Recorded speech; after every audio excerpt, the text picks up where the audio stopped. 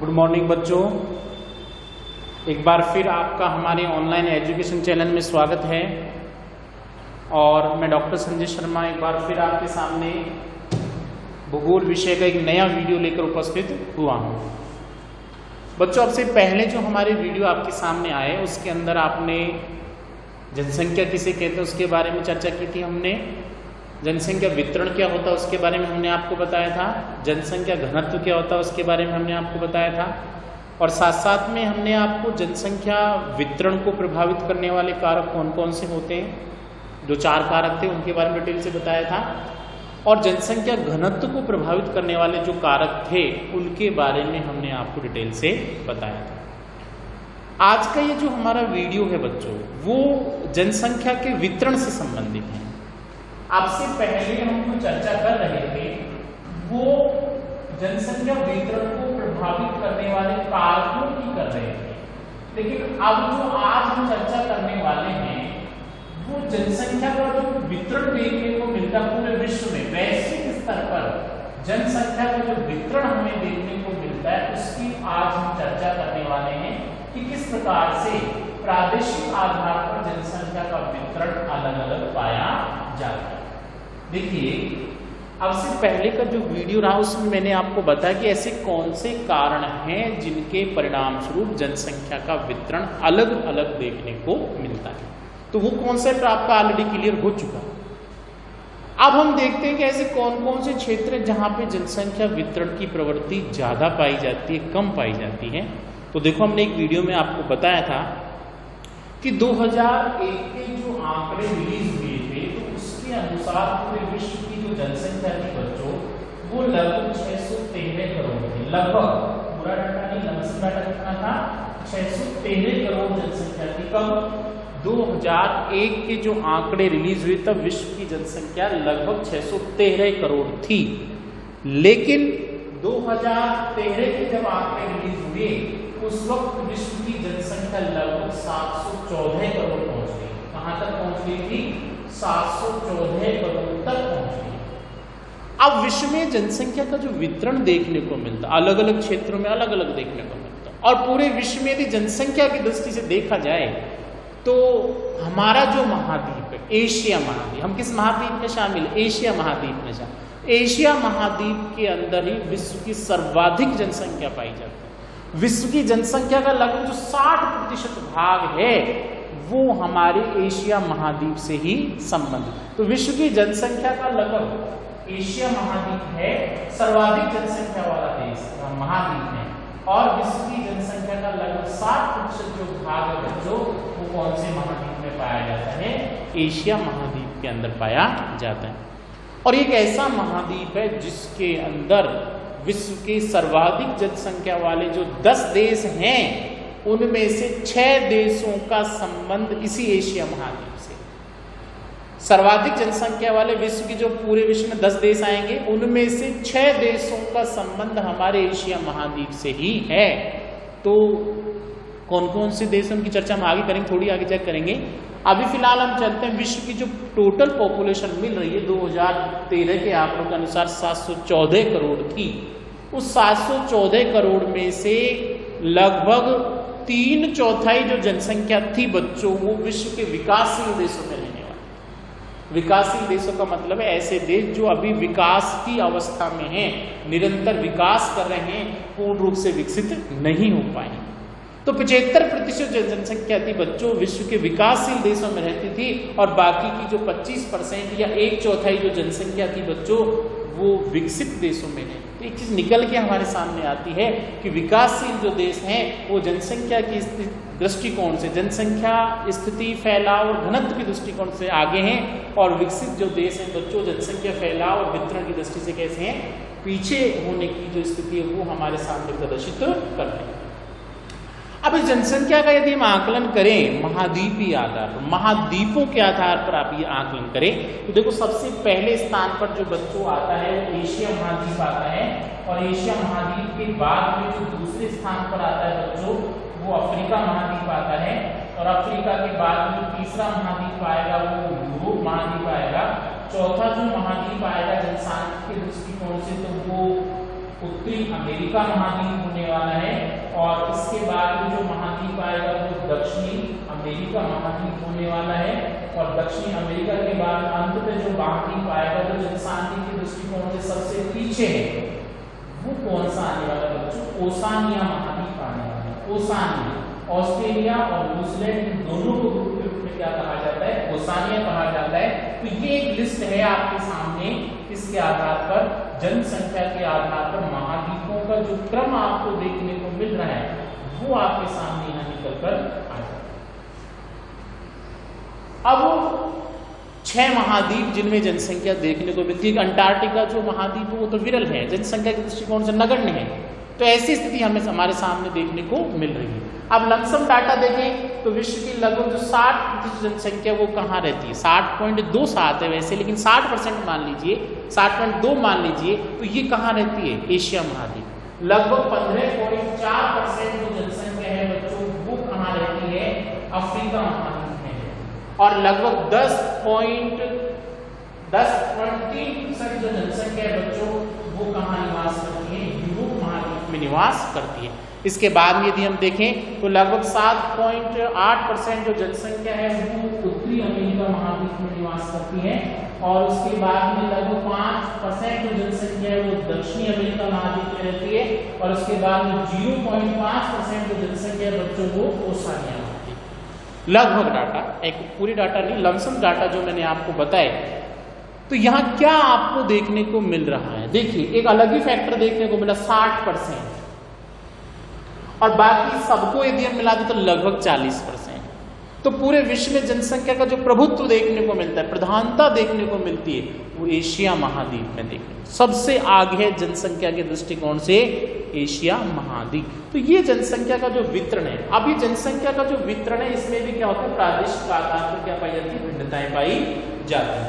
और जनसंख्या वितरण की स्थिति, इसका संबंध जो है बच्चों वो जनसंख्या के फैलाव से है, और जनसंख्या के फैलाव के साथ साथ में वहां मिलने वाली जो जनसंख्या घनत्व और वितरण की स्थिति, उसके आधार पर जनसंख्या का ये जो प्रारूप है वो अलग अलग देखने को मिलता है।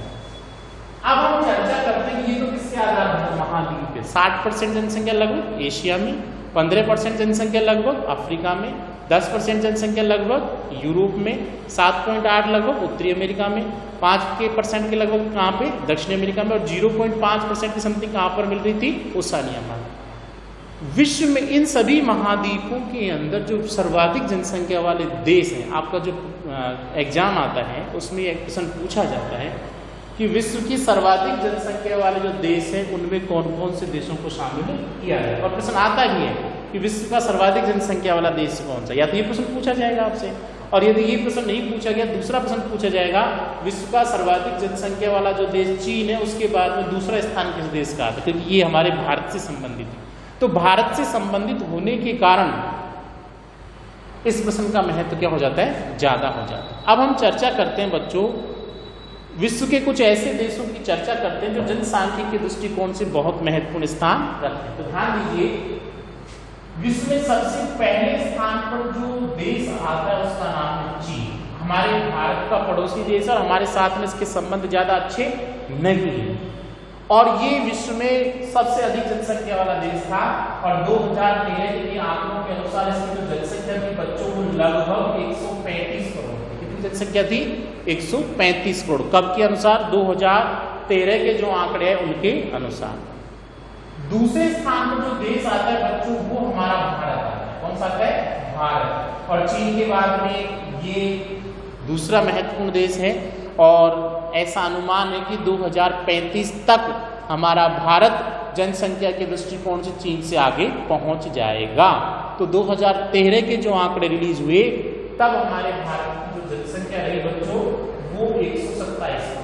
कितनी रही थी? 127 करोड़ 2013 में, और 2001 के जो आंकड़े आए थे उसमें 121 करोड़ थी, और 2011 के जो आंकड़े थे उसमें 121 करोड़ थी, और 2001 के आंकड़ों के अनुसार हमारे भारत की जो जनसंख्या थी 102 करोड़ थी। इसके बाद में बच्चों संयुक्त राज्य अमेरिका का स्थान आता है। उत्तरी अमेरिका महाद्वीप का जो देश है यूएसए, संयुक्त राज्य अमेरिका। उत्तरी अमेरिका महाद्वीप का सर्वाधिक जनसंख्या वाला देश है। कौन सा? संयुक्त राज्य अमेरिका। और इसकी जनसंख्या जो 2013 के आंकड़ों के अनुसार है, ये आंकड़े सारे 2013 के अनुसार है, तो ये जनसंख्या रही बच्चों लगभग 31 करोड़। एक बहुत बड़ा गैप आपको देखने को मिल रहा है, कहाँ तो 127 करोड़, कहाँ 135 करोड़, कहाँ पर मात्र 31 करोड़। तो ये जनसंख्या कहाँ की रही? संयुक्त राज्य अमेरिका। उसके बाद में हम चलते हैं अफ्रीका महाद्वीप के अंदर एक देश है इंडोनेशिया। और इंडोनेशिया हम ऐसा कहें कि जनसंख्या वृद्धि के दृष्टिकोण से, जन्म दर के दृष्टिकोण से और मृत्यु दर के दृष्टिकोण से अब तक जितने भी देश आए हैं उनमें सबसे आगे है। यानी यहाँ जनसंख्या वृद्धि दर, जन्म दर, मृत्यु दर तीनों क्या मिलती है? अधिक मिलती है। और यहाँ की जो जनसंख्या रही 2013 के आंकड़ों के अनुसार वो रही लगभग 24 करोड़। वो कितनी रही? 24 करोड़। उसके बाद में हम चलते हैं बच्चों, एक और देश आता है दक्षिण अमेरिका महाद्वीप का एक देश आने वाला है 5वें नंबर पर। वो कौन सा? ब्राजील। कौन सा आ गया? ब्राजील। देखिए दक्षिण अमेरिका महाद्वीप के अंदर जो सर्वाधिक जनसंख्या वाला देश है वो कौन सा रहा? ब्राजील रहा। और 2013 के आंकड़ों के अनुसार इसकी जनसंख्या रही बच्चों लगभग 19.6 करोड़। कितनी रही? 19.6 करोड़ 2013 के आंकड़ों के अनुसार। छठे नंबर पे भारत का पड़ोसी देश आने वाला है पाकिस्तान। ये जनसंख्या की दृष्टि से विकासशील देशों में शामिल एक देश है। और इस पाकिस्तान की जनसंख्या 2013 के आंकड़ों के अनुसार रही लगभग 19 करोड़। कौन सी रही बच्चों? 19 करोड़। उसके बाद में जो 7वां स्थान आता है बच्चों वो यूरोप महाद्वीप से संबंधित है। किससे संबंधित है? यूरोप महाद्वीप से संबंधित है। और यूरोप महाद्वीप का एक देश आता है रूस। ध्यान देना, रूस एक ऐसा देश है बच्चों जो एशिया में भी शामिल किया जाता है और एशिया के साथ साथ में यदि हम देखें तो यूरोप में भी शामिल किया जाता है। एशिया और यूरोप दोनों में शामिल होने वाला देश है कौन सा? रूस है। तो ये 7वें स्थान पर रहा। जनसंख्या रही लगभग 14.5 करोड़ के समथिंग। ठीक है, ध्यान देना होगा।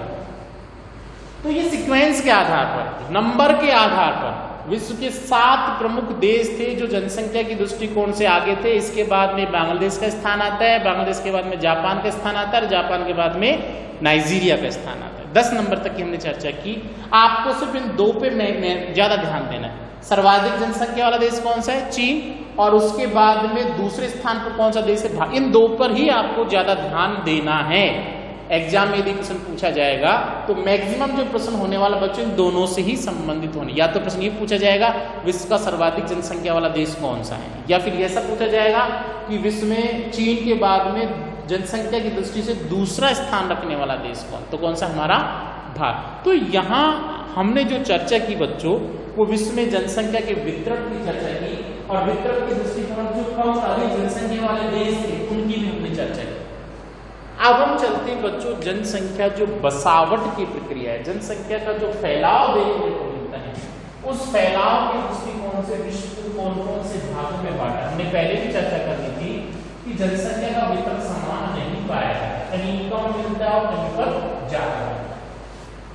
तो जनसंख्या का जो वितरण या फैलाव मिलता है कहीं कम और कहीं ज्यादा, उसी के आधार पर पूरे विश्व को 4 भागों में बांटा है। पहला सघन जनसंख्या वाले क्षेत्र, सघन जनसंख्या वाले क्षेत्र। ध्यान देने वाली बातें और आपके एग्जाम के दृष्टिकोण से ये प्रश्न अच्छा बनता है इस चैप्टर में से। दूसरा है सामान्य जनसंख्या वाले क्षेत्र, सामान्य। ठीक है। तीसरा बनता है बच्चों विरल जनसंख्या वाले क्षेत्र, विरल जनसंख्या वाले क्षेत्र। और चौथा बनता है न्यून या निम्न जनसंख्या वाले। 4 पॉइंट हैं। पूरे विश्व में जनसंख्या का जो वितरण पाया जाता है उसमें प्रादेशिक आधार पर जो भिन्नताएं पाई जाती हैं और जनसंख्या घनत्व और वितरण को जो प्रभावित करने वाले कारक, उन सभी दशाओं को आधार मानकर जनसंख्या वितरण की दृष्टि से विश्व को 4 भागों में बांट दिया गया। सघन जनसंख्या वितरण वाले क्षेत्र, सामान्य या मध्यम जनसंख्या वितरण वाले क्षेत्र, विरल जनसंख्या वितरण वाले क्षेत्र और न्यून जनसंख्या वितरण वाले क्षेत्र। अब इनके एक एक हम डिटेल से चर्चा करने वाले हैं। सबसे पहले चलिए बच्चों सघन जनसंख्या वितरण वाले क्षेत्र, ऐसे क्षेत्र जहां पर मानवीय निवास के लिए मिलने वाली दशाएं अनुकूल पाई जाती हैं, जहां पर प्रतिकूलताओं की स्थिति देखने को नहीं मिलती। जनसंख्या घनत्व और वितरण को प्रभावित करने वाले जो कारक थे उनमें से अधिकांश कारक अनुकूल कारकों के रूप में पाए जाते हैं, तो उन क्षेत्रों में जनसंख्या का वितरण अधिक पाया जाता है। और जहां जनसंख्या का वितरण अधिक मिलेगा, निश्चित सी बात है वहां जनसंख्या का घनत्व भी अधिक देखने को ही मिलने वाला है। और ऐसे क्षेत्रों के अंदर विश्व के कुछ गिने चुने क्षेत्र शामिल किए जाते हैं जहां पर ऐसी सघन जनसंख्या वितरण की स्थिति देखने को मिलती है। तो इसमें एशिया महाद्वीप भी शामिल किया गया है, यूरोप महाद्वीप का भी भाग आता है और उत्तरी अमेरिका महाद्वीप का भी इसमें शामिल किया गया। तो विश्व के जो ऐसे सघन बसे हुए क्षेत्र हैं उनमें मुख्य रूप से 5 क्षेत्रों को शामिल किया है। कितने क्षेत्रों को शामिल किया गया? 5 क्षेत्रों को शामिल किया गया। कौन कौन से? तो सबसे पहले देखिए बच्चों पूर्वी एशिया। कौन सा है? पहले नंबर पे पूर्वी एशिया, दूसरे नंबर पे है दक्षिणी एशिया, तीसरे नंबर पे है उत्तरी पश्चिमी यूरोप के रूप में, और चौथे नंबर पे है उत्तरी अमेरिका का उत्तरी पूर्वी भाग और दक्षिणी पूर्वी कनाडा। ये सारे ऐसे 5 क्षेत्र हैं जहां जनसंख्या बसावट की स्थिति क्या पाई जाती है? अधिक देखने को मिलती है। तो सबसे पहले हम चलते हैं बच्चों पूर्वी एशिया के ऊपर। देखिए जनसंख्या बसावट के दृष्टिकोण से पूर्वी एशिया एक महत्वपूर्ण क्षेत्र है और इस पूर्वी एशिया के अंदर सर्वाधिक जनसंख्या वाला देश विश्व का भी है, एशिया का भी है। चीन इसी के अंदर शामिल किया जाता है। तो पूर्वी एशिया की अब चर्चा की जाएगी बच्चों, तो किसकी चर्चा की जाएगी? चीन भी शामिल होने वाला है इसमें, और जापान भी इसमें शामिल होने वाला है, और दक्षिण कोरिया जो है वो भी इसमें शामिल होने वाला है। तो ये सारे ऐसे देश, इसके अलावा हांगकांग और ताइवान, सारे ऐसे देश हैं बच्चों जो पूर्वी एशिया के रूप में शामिल किए जाएंगे और ये विश्व का एक सघन जनसंख्या वितरण वाला क्षेत्र है। चलिए आगे चलते हैं। दक्षिणी एशिया, एशिया का जो दक्षिणी भाग है बच्चों, उसमें जो देश आते हैं वो इस दक्षिणी एशियाई सघन जनसंख्या वितरण वाले क्षेत्र का प्रतिनिधित्व करते हैं। इसमें यदि आप चर्चा करेंगे तो सर्वाधिक जनसंख्या वाला जो देश है भारत है, पाकिस्तान इसमें शामिल किया जाएगा, नेपाल भी इसमें शामिल किया जाएगा, श्रीलंका भी इसमें शामिल होने वाला है, ठीक है, और बांग्लादेश इसमें शामिल है। ये सारे के सारे जो देश हैं बच्चों वो किसका प्रतिनिधित्व करते हैं? एशिया के दक्षिणी एशिया वाला जो भाग है उसकी हम चर्चा करने वाले हैं। और इसके साथ साथ में पूरा दक्षिणी पूर्वी जो एशिया आएगा वो भी इसी में शामिल किया जाएगा। तो इसमें इंडोनेशिया है, बाली द्वीप वगैरह वो सारे इसमें शामिल किए जाएंगे। इसके बाद में हम चलते हैं बच्चों उत्तरी पश्चिमी यूरोप के अंदर। उत्तरी पश्चिमी यूरोप, देखिए यूरोप का जो पश्चिमी भाग है उसमें औद्योगिक क्रियाओं की प्रधानता देखने को मिलती है और औद्योगिक क्रियाओं की प्रधानता के कारण ग्रेट ब्रिटेन वाला भाग है, बेल्जियम वाला भाग है, हॉलैंड वाला भाग है, फ्रांस, आयरलैंड और डेनमार्क और स्पेन, ये सारे ऐसे देश हैं जिनमें जनसंख्या ज्यादा पाई जाती है। उसके बाद में चलते हैं उत्तरी पूर्वी संयुक्त राज्य अमेरिका। उत्तरी पूर्वी संयुक्त राज्य अमेरिका, संयुक्त राज्य अमेरिका का जो उत्तरी पूर्वी भाग है बच्चों उसको महान झीलों के नाम से जाना जाता है और 5 झीलों का समूह है और उसमें ज्यादा जनसंख्या पाई जाती है। तो उत्तरी पूर्वी संयुक्त राज्य अमेरिका और साथ साथ में दक्षिणी पूर्वी कनाडा वाला जो भाग है वो सघन बसे हुए क्षेत्रों के रूप में शामिल किया जाता है। तो ये विश्व के सारे ऐसे क्षेत्र हैं, पूर्वी एशिया, दक्षिणी एशिया, दक्षिणी पूर्वी एशिया, उत्तरी पश्चिमी यूरोप और 5वां उत्तरी पूर्वी संयुक्त राज्य अमेरिका और दक्षिणी पूर्वी कनाडा। ये सारे ऐसे क्षेत्र हैं जहां जनसंख्या वितरण और घनत्व के लिए आदर्श दशाएं पाई जाती हैं, अनुकूल दशाएं पाई जाती हैं और इसी कारण यहाँ पे जनसंख्या घनत्व की स्थिति और जनसंख्या वितरण की जो स्थिति है वो अधिक देखने को मिलती है। तो बच्चों आज का ये जो हमारा वीडियो था यहीं खत्म हुआ। नेक्स्ट वीडियो में हम सामान्य जनसंख्या वितरण वाले क्षेत्रों की चर्चा करने वाले हैं, विरल और न्यून जनसंख्या वितरण वाले क्षेत्र उनकी डिटेल से चर्चा करने वाले हैं।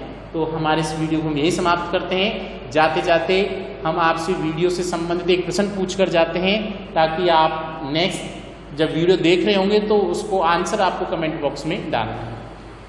हमने आपसे प्रश्न ये पूछा कि 2011 के आंकड़ों के अनुसार भारत की जनसंख्या कितनी थी। एक बार वापस रिपीट करते हैं, 2011 के आंकड़ों के अनुसार भारत की कुल जनसंख्या थी वो बच्चों कितनी थी। इस प्रश्न का आंसर आपको कमेंट बॉक्स में डालना है।